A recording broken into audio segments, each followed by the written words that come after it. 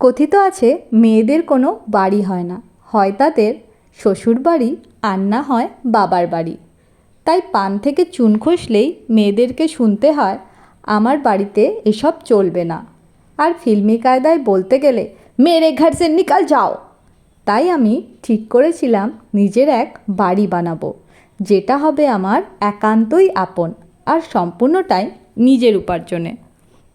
তবে এই চিন্তাধারাটা আমার হঠাৎ করেই আসেনি। একবার লকডাউনের সময় আমার বাবার সাথে খুব মতবিরোধ হয়। বাবা আমায় সেদিন রাগ করে বলেছিল আমার বাড়ি থেকে বেরিয়ে যাও।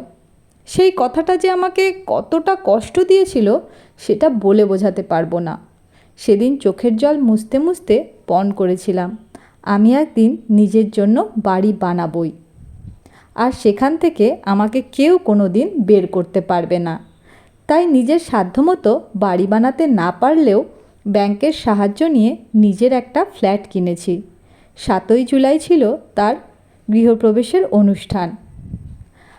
আমি চাই প্রতিটা মেয়েরই যেন এমন বাড়ি হয়, আর যাদের বাড়ি নেই, বাবার বাড়ি অথবা স্বামীর বাড়ি কিংবা শ্বশুর বাড়িতে রয়েছে, তাদের যেন সেই বাড়িতে নিজস্ব অধিকার হয়।